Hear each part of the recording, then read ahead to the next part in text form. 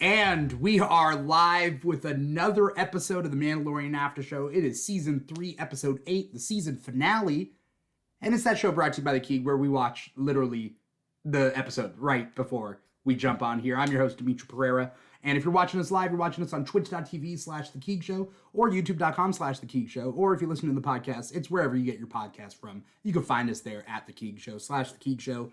All social media, all that stuff. I'm your host, Dimithri Perera. We also got co-host Sara Zitney, aka Miss Marauder. Sarah, how's it going? Hello. Going great. Feeling good. Yeah. I'm so relieved to have been proven wrong in my own head. My expectations. That's great. Yeah. That's great. Let me introduce our guest. We got Darth Choco himself. Darth Choco. How's it going? Hello there. I'm doing good, and yes, once again, all of my predictions were wrong. But it's awesome to be in a space with Star Wars fans who, when our prediction is wrong, we're not mad at Star Wars. I hate it. I hate it. Star Wars sucks unless it's the Star Wars in my head. How dare they? Exactly. How dare they? You know? How have you been, Choco? Like with this season, like up until this episode? This season has certainly been an interesting one. Like it's been a big change of pace from all the previous. Each season actually has had a different pace. It's interesting because season 1 was very kind of aimless, one-offy, and when this season started, I was kind of shocked because the first episode of this would have been 3 separate episodes of the first season at least, and it kind of went like that. Like we kept covering so much ground, but I'm happy that we got to where we were able to wrap up, pretty much all of the loose ends by the end. We all just went into season 3 being like, yeah, his whole thing is going to be searching for Mandalore. Like, that's just going to be like the whole thing. Yeah, I thought we weren't going to get him at the waters of Mandalore until like halfway through the season, truly. But then this episode was like a little microcosm of that, because I was like, man, how are they gonna get Din out of this? And then it was like, oh, he got out of it. Okay, cool. Like, that's not where the episode is going at all. I thought it was gonna end with them being separated, but then they, I was like, okay. I expected a tragic ending. Bad Batch gave us such tragedy that we're like. I didn't finish this season of Bad Batch, by the way, but I know roughly what happens. No, I know roughly. I know somebody. They all have a good time, and they all live happily ever after. There's 2 people to blame. All right, there's the Bad Batch, and then the other person that's to blame is Brendan Wayne. Wait, what? Who said? And I quote. I wrote down his quote. This next episode is going to make you wish you hadn't asked for more because it just might hurt too much. Why would you? Who said that? That was like I remember that. Brendan Wayne, the guy who does some of the that's also in the Mandalorian suit. Oh. I don't know if he was only on there for the fights, but like that's like blatantly wrong. Yeah, like there's no situation in which you could say that was true about the finale. So like. That set the expectations for like, dang, like, are they gonna kill Bo-Katan? Are they gonna like? Why would you? Right. Why would you lie? Like, it's so weird. I went into this episode with 2 thoughts. One is that somebody will die, and then the other thought is somebody will betray. Like one of the Mandalorians was, a traitor, right? Because that's kind of what we've been mulling around. The previous episode was called Spies. Who's the spies? the Shadow Council. They were literally in a big council talking about being spies. It's true. It's just the way it was presented. We all just went off in at least. I know. I truly appreciate how off the deep end everyone went with it, because it was like it started off like, okay, the armor is being a little bit sus, like okay, and then it was like, if you look at the colors that are flashing on each character, it's flashing on Din. So maybe Din is going to go to the dark side because it's a red color on him, and red is the Empire. And I was like, yeah, maybe he's Mephisto. I Like, okay, the thing I hate hated so much is when people are like, it has to be the armor because her helmet has horns on it, and Darth Maul has horns, and now Gideon has horns. yeah. Therefore, she's evil. And it was like, I would like notarized apology letters from everyone that said it was the armorer, because I was like, me and my dear friend BK were like, we are ride or die for the armorer. It's armorer slander. Everyone's saying she's suspicious, but she's not. It's just the sexual tension between her and Bo-Katan. Like, that's all that was there. I'm gonna be honest. I just don't trust strong, capable, independent women. That's what it is. That must be that. I did think it was the armorer. I did, because she's been shady this whole time with Bo. You know, she's never done a single shady thing ever in the show. She thinks that Bo-Katan caused the downfall of her civilization. I mean, and she's now she wrong? Are you gonna tell me she's wrong? She eased up on. It's enemies to lovers. It's enemies to lovers. That's why she's winning her over. They're from different sides of the tracks. They're learning to. The armor like eased up on her own like dogmatic principles, though, right? Is it just me? Yeah. Choco? I feel like it's just your expectations of her. You know what I mean? I feel like when you see these people in this, in a sort of religion, it's normal to project your feelings on organized religion in general onto that group. But I haven't seen them really change anything. The only difference is there's like, rather than have you join our group, we need to join all the groups. So you don't have to play by our group's rules. So she did change her mind, though, because she used to be very strict about who was allowed in their group. And then she kicked out Din for taking off his helmet. And then him and Paz had to fight for the Darksaber. And then, like, all these, like, very specific things, like, he had, had to do. And then she goes to Bo and says, all right, you're okay the way you are. Yeah, you walk in both worlds. So yeah, you be you to recruit other Mandalorians. Like, I would say she changed her principles if we started to see their group of people take off their helmets. That's what would signify a change. Because she really, I don't know. I don't. Yeah, she didn't go out and announce everyone, like, if you're cool with it, you could take your helmet off. But also part of my thing, I made this metaphor earlier today. Maybe it'll sound better this time. This comparison of like, everyone's like, oh, she let Bo-Katan in, and it's like, okay, well, she thinks that Bo-Katan is like the ultimate, traitor to the way, right? And then she showed up and she's like, look, I'm willing to keep my helmet on. I'm willing to like embrace the way. I was like, that's like if the like leader of like the Satanic Temple came to the Pope and was like, I'm willing to do it your way. That's like the biggest get.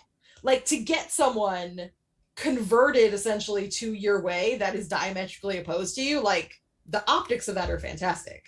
So I understand why the armorer would be like, okay, like, come on in. And I think it all comes down to Mandalorians are stronger together, right? I think that's always Bo's thing, and I think the armorer kind of came around to that a little bit. She knows that not all Mandalorians walk the way, but it's still everyone's home, I guess. I don't know, I just love her. Yeah, but I kind of took it the exact opposite, but still leading to the same conclusion. Not that this is a great get. It's that, she wants to be a part. Yeah, you're Mandalorian. Like, yes, we have these rules, but in the end of the day, we're all on the same side. And I felt, very, we're Orthodox Jewish, and you're not, but. Cool. See you, Hanukkah. Yeah. What was I? Mr. Plow in the comments says that he thinks that Bo-Katan confiding in her about the mythosaur eased the armor's apprehension. That could have changed. Yeah. We just can't see the face, and that's the big thing about the helmets. Like, we can't see the realization in their eyes. Like, unless they like theater act with the helmets, and they're like, oh, what? Yeah, I think she let her in at the beginning, but then I think confiding in her about the mythosaurs when she was like, okay, she's a true Mandalorian even though she takes her helmet off. That's when she kind of, I think, bent a little bit and was like, okay, I'm okay with, mixing the Mandalorians. Yeah. But I think, I mean, I also thought that because the armorer has access to Beskar, that she was supplying that to Moff Gideon. That was just another thing. But then, no, Moff Gideon just has Beskar. Okay. And I'm not gonna lie, seeing her flying around slapping people with a hammer was just so good. It was just great. Yeah. In my copious notes, during that scene, the only note I wrote was in all caps, and it says, "Inject this straight into my veins." My reaction was swing, but that's Is it the swing of the same hammer? same energy? Okay. Yes. It was a swing of a hammer. Between the armor and Bo-Katan, I'm more of a Bo-Katan guy. Or who's the other girl? See Emily swallow her interviews at Celebration? Because I mean she's very good looking. That's not my point. Anyway, the point, who's the girl? Who's the right hand girl to Bo-Katan? Casca. Yeah, Casca Reeves. Yeah. But I blamed them, so I want to apologize to them. When Axe was going up there and he was like, "Go, I'll stay with the fleet," I was like, "I'm sorry, Axe." I made a whole ass video about how if anyone was a spy, it's you, because you are only loyal to people that pay you. I mean, he said that, Yeah, and he also, that actor also was like, "You're gonna find out why he wasn't in the season 2 finale." So what I have learned is don't listen to anything that they say. I think they're throwing us off because there are spoilers sometimes, and then they're like, we trust the spoilers, but then, you know what I mean? Like, now they're like, no, you just don't know who to trust now. Okay. Yeah. It wasn't even till the very, very end, too, because he gets on the ship and he's like, everyone out of the ship. I was like, why? Yeah. Yeah, What's he gonna do? So, like, the armorer, like, I don't know. I was thinking, like, maybe it was Axe at the beginning of this episode. I was like, this is fishy. But it's kind of like a murder. It's like the opposite of a murder, like a not a murder mystery or whatever, but like splitting up means you're going to die. But also splitting up could mean you're the murderer, right? Like, you're going off alone. So it's kind of like that. I assumed, okay, so here's something that still bothers me a little bit, is we saw roughly the range of the jetpacks earlier in the season, and I feel like he ain't hitting escape velocity, right? Like, so that's one of the reasons I thought he was a spy, is because there's like, where you gonna go? Like, you can't make it up there, but he did, and we just moved on. So it's like lower at low, like it's not upper at, it's like, right? It's not completely in space, right? That shit. And it's Star Wars, so and yeah, maybe on the planet with the dinosaur turtles they didn't have the most fuel, but he's got all that Imperial leftover fuel tanks. I don't know. He brought a portable charger pack. I mean, Darth Bane is like one of my favorite trilogy of books, and Darth Bane rides a pterodactyl through space from one moon to another, and so if I can accept that, I'm cool. I mean, okay. I didn't know that, but all right. When Axe takes the ship, and then he's like flying the ship down, and he's like, "I'm taking it down." I'm like, I salute you, sir. Yeah. I'm like going down with the ship. He's a hero. Captain, my captain. I'm sorry I ever distrusted you. And then he like blows a hole in the thing and he just goes out, and I'm like, oh, I mean, that's fair. You got a jetpack on. Yeah. You can fly, right? It's like, okay, I'm Okay. I know when he was in the captain's chair, when he was in the chair and like shaking, I was like, fly away, man. But he's like, okay, he has to make sure it's on the right course. I appreciate it. Because that was also bugging me because all he was doing is sitting there rubbing the arms of the chair, and I was like, "You're not actually doing much. Like, you can leave, man." Was he at one point? But at one point, he was doing the cannons, right? Yeah, because they were moving. But yeah. That was kind of weird. I was like, why are you still here? Reminds me of the Star Trek, movie, the first one with the J.J. Abrams one, where Chris Hemsworth is in the seat and he, crashes the ship. I think that's what happens. Anyway, the point being is, I thought he was going down with the ship, and he wasn't. So but if we back up and we get to the beginning of it, the Mandalorians are trying to get away from, what are they called? They're not Death He calls Troopers, them right? He calls them Dark Troopers, which is weird because their armor's white. Yeah. So he said they're the latest iteration of Dark Troopers, but I don't even know. Well, it's weird. It's weird because Dark Troopers last season were robots, and like in Star Wars, not canonically, but in Legends. Oh, What? Keep going. I just heard recording stopped. Oh, it's all right. Give me a quick sec. Yes. We're gonna. Recording in progress. Okay, there. It's gonna record to the cloud. Though I thought I had space, but whatever. They also called them like commandos at one point in the subtitles. But yeah, I had the thought process where I was like, how were these an upgrade from what we had in season 2? Like the season 2 ones seem like unstoppable killing machines, and these ones are like stormtroopers, essentially. Were the ones in that's like a nitpick. Were they Beskar in season 2? Were the robots Beskar? No, right? The robots were not Beskar. Okay. But they still fucked up Mando pretty good. Yeah. They like punched him into the wall. Yeah. At one point. But who are these guys? Who are the guys let's call them white troopers, because I just want to call them white troopers. So many questions. Are they all clones? And only the or was it just the force sensitive ones that Din flushed down the toilet? Yeah. You mean you're thinking that all the white troopers are Moff Gideon? What if they were early versions of his clone before he? I don't think so. No, they didn't speak with his voice, so I didn't sound like him, yeah. But, okay. Yeah.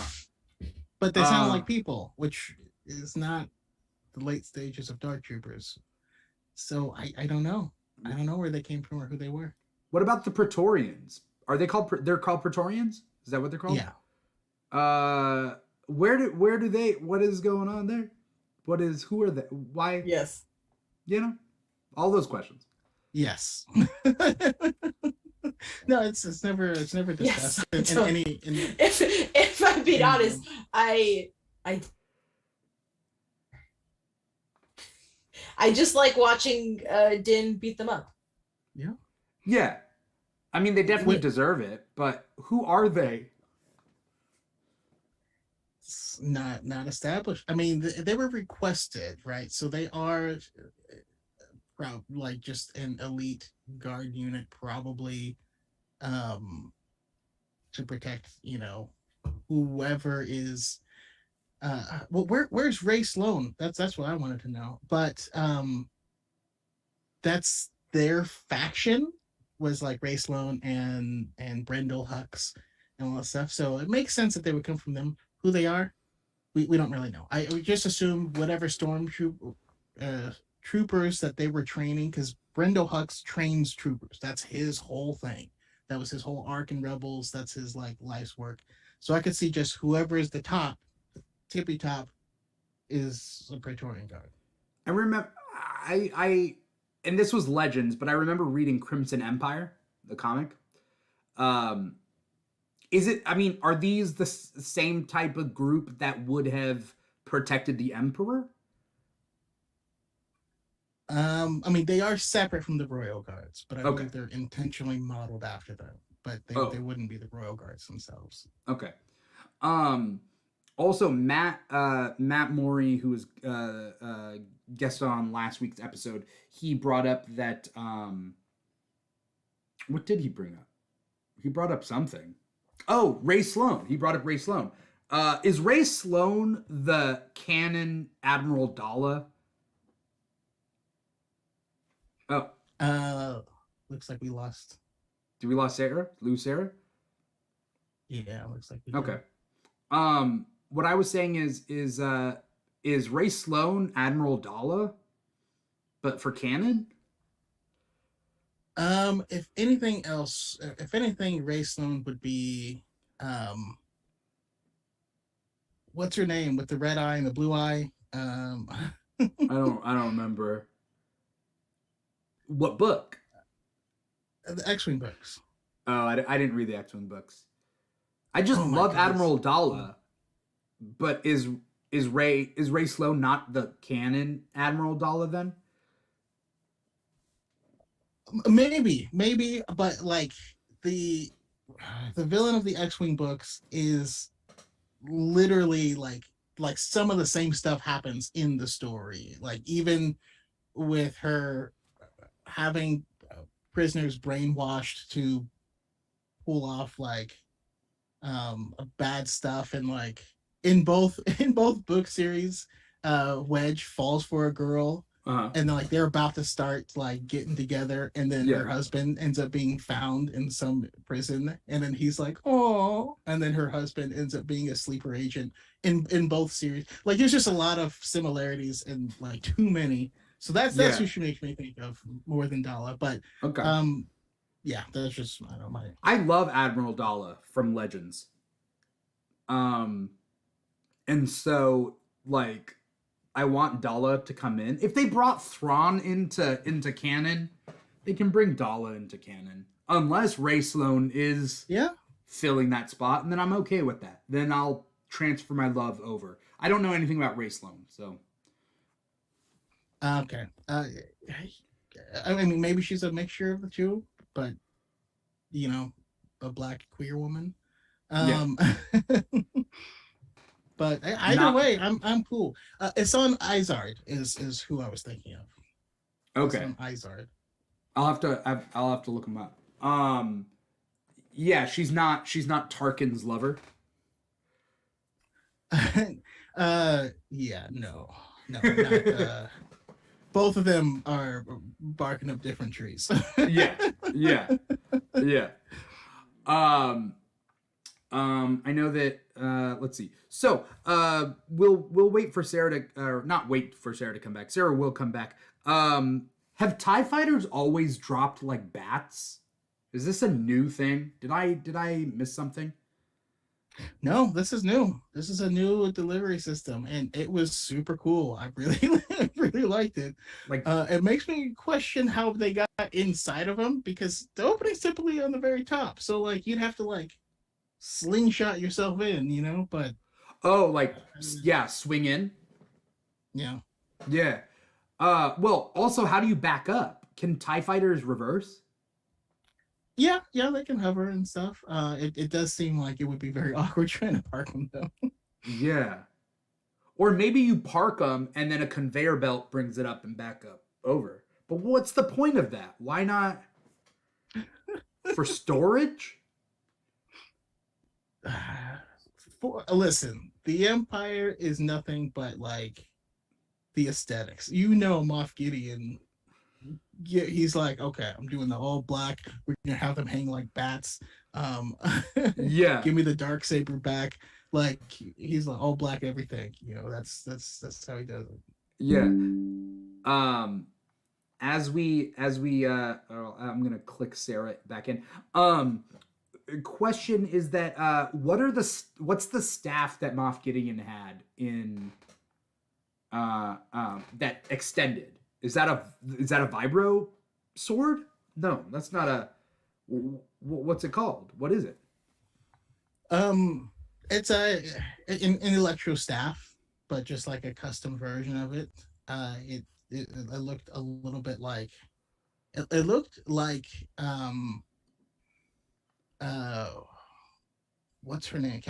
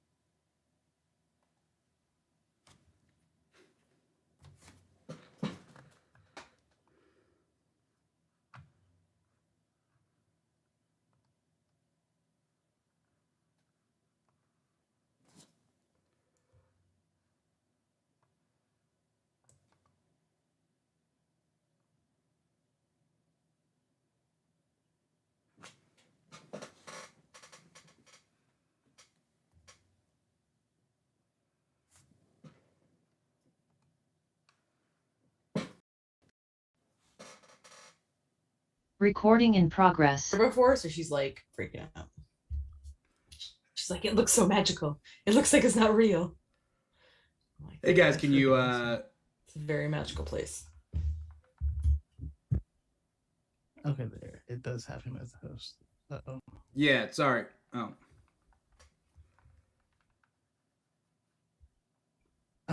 I have been watching because I'm not working right now, and I've been playing Destiny 2 and watching anime at the same